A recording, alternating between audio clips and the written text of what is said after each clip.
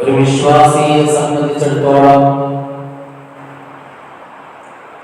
അവന്റെ ഒരു വർഷത്തെ 3 മാസത്തിലേക്കുള്ള ഒരു പദ്ധതിയാണ് റജബ് മാസം കൊണ്ട് അല്ലാഹു സുബ്ഹാനഹു വ തആല ഉദ്ദേശിക്കുന്നത്. ഇപ്പോൾ നമുക്കറിയാം, ഇലക്ഷന് മുമ്പ് ഒരു സർക്കുലർ പുറപ്പെടുവിക്കും. ആ സർക്കുലറിൽ ഇത്ര ഡേറ്റ് മുതൽ ഇത്ര ഡേറ്റ് വരെ നോമിനേഷൻ പത്രിക കൊടുക്കേണ്ട സമയം, അതിനുശേഷം ഇത്ര ഡേറ്റ് മുതൽ ഇത്ര ഡേറ്റ് വരെ പ്രചരണ കാലഘട്ടമാണ്, അതിനുശേഷം വരാനിരിക്കുന്നത് ബലമാണ്, വരാനിരിക്കുന്നത് അടുത്ത സെക്ഷൻ എന്ന് പറയുന്നത് ബലമാണ്. അതേപോലെ തന്നെയാണ് റജബ് മാസം എന്ന് പറഞ്ഞു കഴിഞ്ഞാൽ ഒരു 3 മാസത്തിലേക്കുള്ള മുഅ്മിനായ മനുഷ്യന്റെ പദ്ധതികളെ പറ്റിയിട്ട് ആസൂത്രണം ചെയ്യുന്നതിനുള്ള മുന്നൊരുക്കത്തിനോടുള്ള ഒരു അനൗൺസ്മെന്റ് ആണ് പരിശുദ്ധമായ റജബ് മാസം. ഒരു തർബീയത്തിന്റെ, ഒരു തസ്കീയത്തിന്റെ വിശാലമായ ഒരു പദ്ധതിയുമായിട്ടാണ് റജബ് മാസം നമ്മളിലേക്ക് ആഗതമാകുന്നത്. ഈ റജബ് മാസം എന്ന് പറഞ്ഞു കഴിഞ്ഞാൽ മഹാന്മാരാകുന്ന പണ്ഡിതന്മാര് പറയുന്നു, ഒരു വർഷം എന്ന് പറഞ്ഞു കഴിഞ്ഞാൽ ഒരു വൃക്ഷം പോലെയാണ്. ആ വൃക്ഷത്തിലെ ഇല എന്ന് പറയുന്നത് അത് റജബ് മാസമാണ്. ആ വില അവിടെ നിന്ന് ഇല വന്ന് മുട്ടിട്ട് അതിൽ കായ്കനികൾ പിടിക്കുന്നത് ശഅബാൻ മാസത്തിലാണ്. ആ കായ്കളെ കനികളെ പരുവമായതിനു ശേഷം അതിൽ നിന്ന് എടുത്ത് പറക്കി വെച്ച് അതിനെ ഭക്ഷിക്കാൻ വേണ്ടിയിട്ട് റെഡിയാക്കി അതിനെ കൊയ്ത്ത് നടക്കുന്നത് റമദാനിലാണെന്ന് മഹാന്മാരാകുന്ന പണ്ഡിതന്മാർ പറയുന്നു. പ്രിയമുള്ള സഹോദരങ്ങളെ, റജബ് മാസം എന്ന് പറഞ്ഞു കഴിഞ്ഞാൽ കേവലം ഒന്ന് കേട്ട് മനസ്സിന് ആശ്വാസം കൊണ്ട് കടന്നു പോകേണ്ട മാസമല്ല റജബ് മാസം. റജബ് മാസം എന്ന് പറഞ്ഞു കഴിഞ്ഞാൽ ആ റജബ് മാസത്തിൽ ഒരുപാട് അനുഗ്രഹങ്ങൾ അല്ലാഹു സുബ്ഹാനഹു വ തആല ചെയ്തിട്ടുണ്ട്. അതാണ് ഹബീബ് മുഹമ്മദ് മുസ്തഫ സ്വല്ലല്ലാഹു അലൈഹി വസല്ലമ തങ്ങൾ പറഞ്ഞത്, റജബന ശഅറുല്ലാഹ് വശഅബാന ശഅരി വറമദാന ഉമ്മതി റജബന ശഅറുല്ലാഹ്. ഈ റജബ് മാസം ഉണ്ടല്ലോ അല്ലാഹുവിന്റെ മാസമാണ്. ഹബീബ് മുഹമ്മദ് മുസ്തഫ റജബ് ശഅറുല്ലാഹ്, റജബ് മാസം എന്ന് പറഞ്ഞാൽ അല്ലാഹുവിന്റെ മാസമാണ്.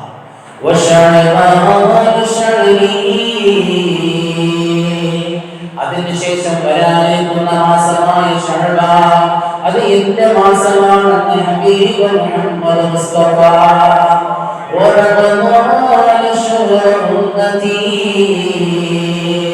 അതിനുശേഷം വരാനിരിക്കുന്ന റമദാൻ, ആ റമദാൻ എന്റെ ഉമ്മത്തിന്റെ മാസമാണെന്ന് ഹബീബ് മുഹമ്മദ് മുസ്തഫ. ഈ റജബ് മാസം ഒരുപാട് പ്രത്യേകതയാണ്. നാം എടുത്ത് പരിശോധിച്ച് നോക്കിയേ, പരിശുദ്ധ കഅബയെ പറ്റിയിട്ട് എത്ര ആദരവോടെയാണ് ഞാൻ നിങ്ങൾ നോക്കുന്നത്. ആ കഅബ സ്ഥിതി ചെയ്യുന്ന സ്ഥലത്തെ എത്ര മനോഹരമായിട്ടാണ് ഞാൻ നിങ്ങൾ അവിടെ നോക്കി കാണുന്നത്, അതിനെ പരിപാലിക്കുന്നത്. കാരണം എന്താ? ബൈത്തുല്ലാഹ്, അത് അല്ലാഹുവിന്റെ വീടാണ് കഅബ. എന്നാൽ അല്ലാഹു സുബ്ഹാനഹു വ തആല അതേപോലെ ഇണക്കി ചേർത്തലാണ് അവിടെ നിന്ന് പറഞ്ഞത് റജബൻ ശഅറുല്ലാഹ്. റജബ് മാസം അല്ലാഹുവിന്റെ മാസമാണ്, അല്ലാഹുവിന് ഇഷ്ടപ്പെട്ട മാസമാണ്, അല്ലാഹുവിന് റാഹത്തായ മാസമാണ്. റബ്ബ് ഏറ്റവും കൂടുതൽ ഇഷ്ടപ്പെടുന്ന മാസം അത് റജബ് മാസമാണ്. അല്ലാഹു സുബ്ഹാനഹു വ തആല പറഞ്ഞില്ല മുഹറം ശഅബാൻ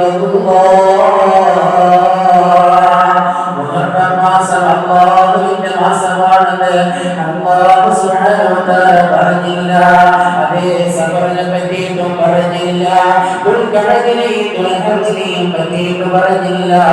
റമദാൻ മാസത്തിന് പോലും അല്ലാഹു സുബ്ഹാനഹു വ തആല എന്റെ മാസമാണെന്ന് പറഞ്ഞില്ല. കാര്യമെന്തേ?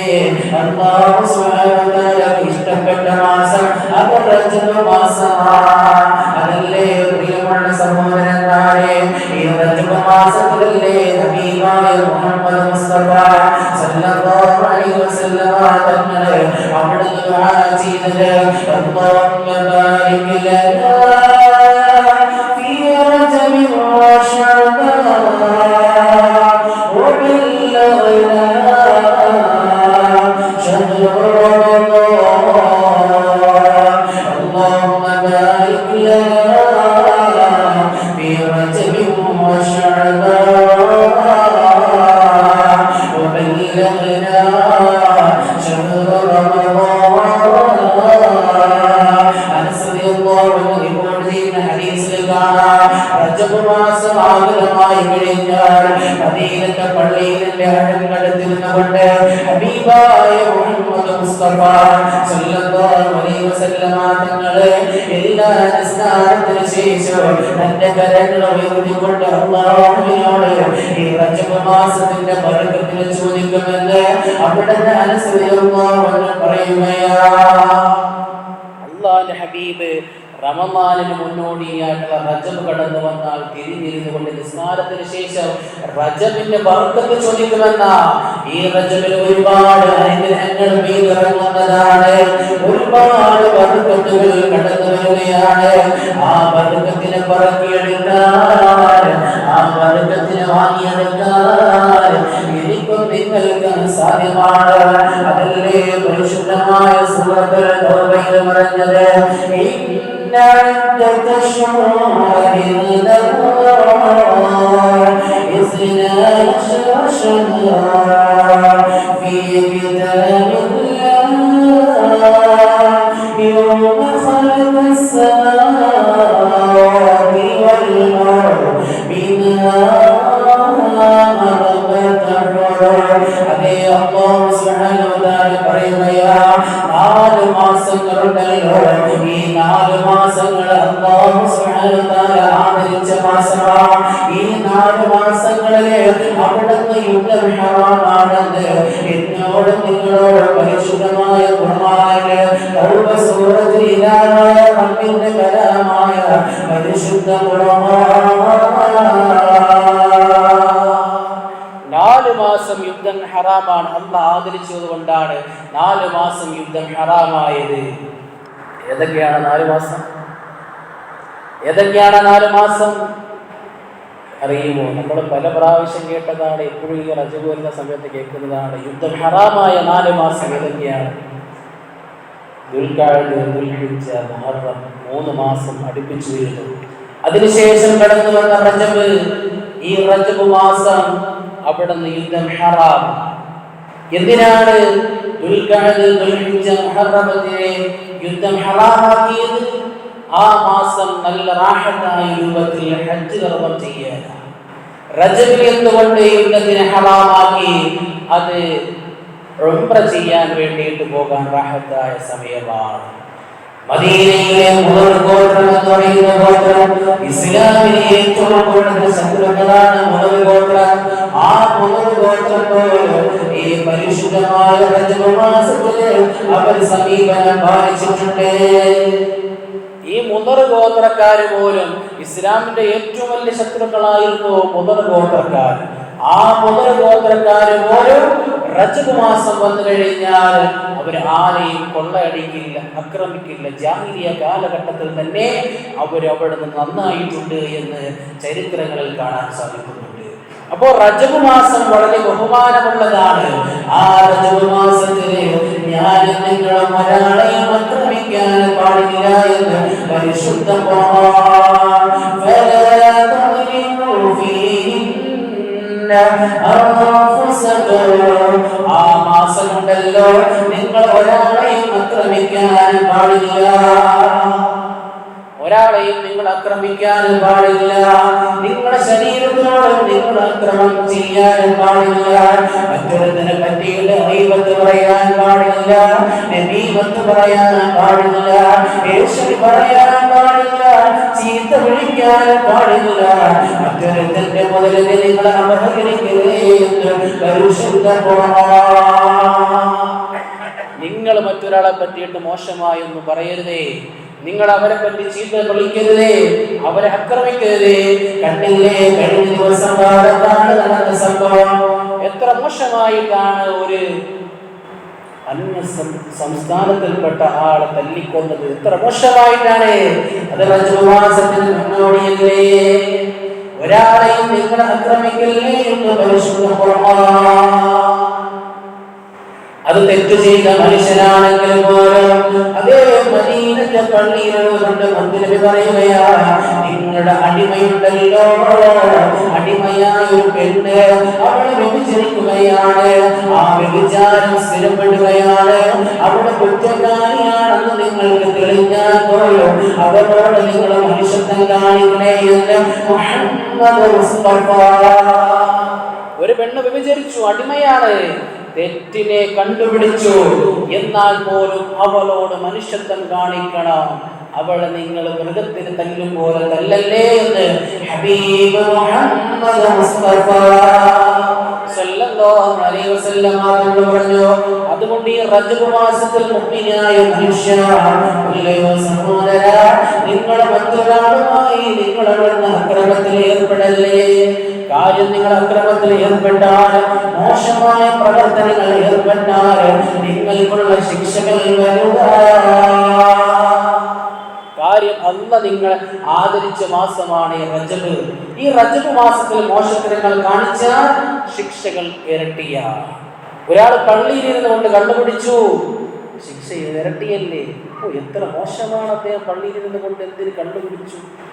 വേറെ എവിടെയെങ്കിലും പോയിരുന്ന് കുടിച്ചുകൂടെയിരുന്ന് ഞാനും നിങ്ങൾ ചോദിക്കുന്നത് പോലെ എത്ര ലജ്ജാകരമാണ് അദ്ദേഹം പള്ളിയിൽ കൊണ്ട് ചെയ്തത് എന്ന് പറയുന്നത് പോലെ ഒരാളെ അല്ലാഹു ഇഷ്ടപ്പെട്ട വാസത്തിൽ ഇരുന്നുകൊണ്ട് മോശത്തരം ചെയ്താൽ അത് എത്രയോ വലിയ തെറ്റാണെന്ന് ഹബീബ് മുഹമ്മദ് മുസ്തഫ. ഈ റജബ് മാസം ഒന്ന് നന്നാകാൻ, ഒന്ന് റാഹത്തായി മനസ്സിനെ ഒന്ന് ചിട്ടപ്പെടുത്താൻ, എല്ലാത്തിനും ഉപരി എല്ലാ പിണങ്ങി നിൽക്കുന്ന രക്തബന്ധങ്ങളെയും ഓർത്തുണക്കി അവരുമായി സൗഹാർദ്ദം പുലർത്തി, അയൽവാസികൾ തമ്മിൽ പിണക്കമാണെങ്കിൽ ഒന്ന് ഗുരുത്വം ചോദിച്ച് ഒന്ന് റാഹത്താക്കി, അതേപോലെ നാമമായിട്ടുള്ള എന്തെല്ലാം മോശമായ പ്രവർത്തനങ്ങളുണ്ടോ അതെല്ലാം മാറ്റി നന്നായി റജബ് മാസത്തിൽ കടക്കണമെന്നാണ് മഹാന്മാരാകുന്ന പണ്ഡിതന്മാർ പറയുന്നത്. അതുകൊണ്ട് റജബ് മാസം ഒന്നാമതായി ആദരിക്കേണ്ടത് റജബ് മാസത്തിൽ ദുആ ചെയ്യലാണ്. അല്ലാഹുമ്മ ബാരിക് ലനാ ഫീ റജബി വശഅബാൻ വബല്ലഗ്നാ റമളാൻ എന്നുള്ള ദുആ എല്ലാ സമയത്തും ചൊല്ലണം. അറിയാത്ത ആരെങ്കിലുണ്ടോ? ഇല്ല, എല്ലാവർക്കും അറിയുന്ന ദുആയാണ് അല്ലാഹുമ്മ ബാരിക് ലനാ ഫീ റജബി വശഅബാൻ വബല്ലഗ്നാ റമളാൻ.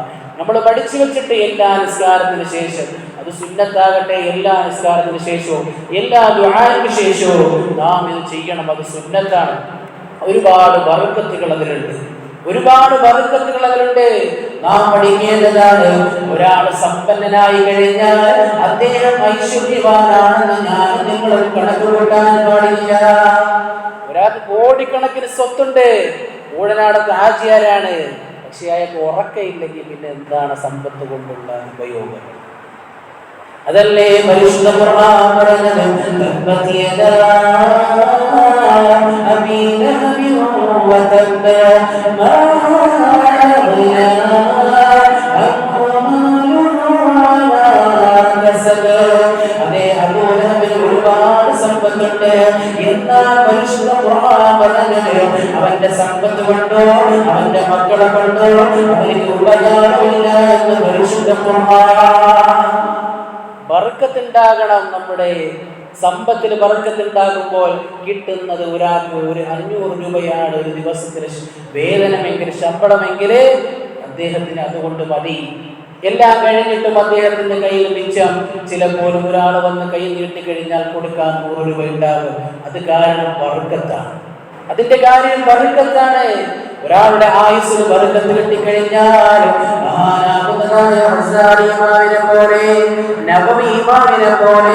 കുറഞ്ഞ കാലങ്ങൾ കൊണ്ട് ഒരുപാട് കിതാബുകൾ എഴുതിയവരാണ്. കുറഞ്ഞ കാലമാണ് അവർ ജീവിച്ചിട്ടുള്ളൂ.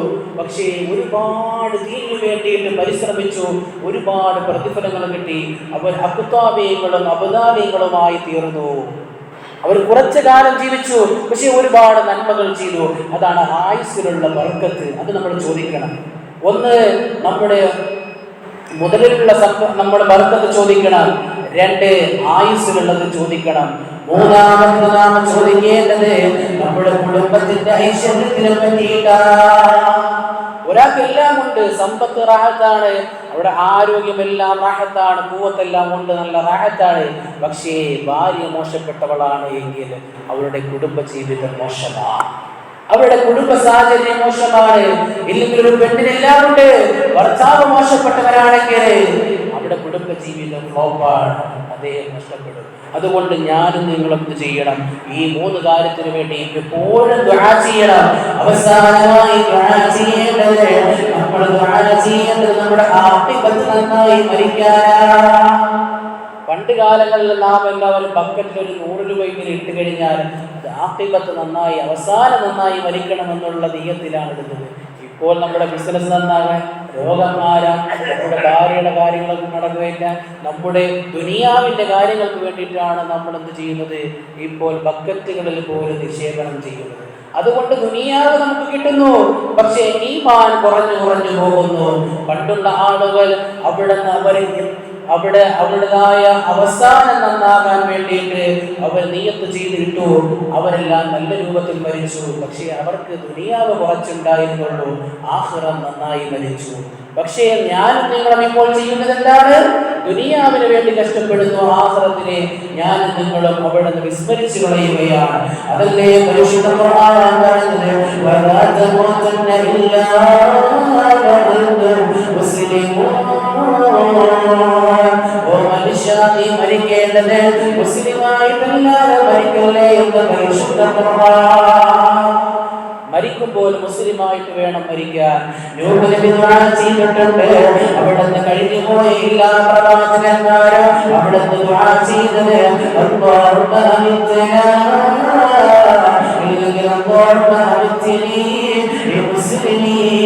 അല്ലാഹുവേ, നീ എന്നെ മരിപ്പിക്കേണ്ടത് മുസ്ലിമായിട്ടല്ലാതെ മരിപ്പിക്കല്ലേ എന്ന് എല്ലാ പ്രവാചകന്മാരും ദുആ ചെയ്തിട്ടുണ്ട്.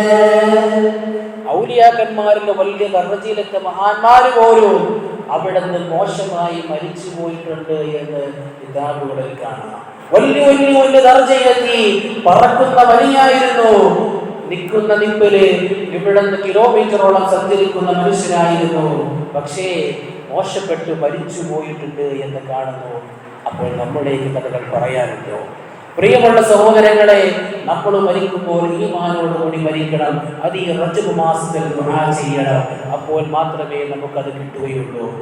അതേപോലെ തന്നെയാണ് റജബ് മാസം ഇത്രമാത്രം റഹ്മത്ത് കൊണ്ട് അല്ലാഹു സുബ്ഹാനഹു വ തആല നിറച്ചതിന്റെ കാര്യം ഞാൻ നിങ്ങളെ ഒന്ന് ചിന്തിച്ചു നോക്കേ.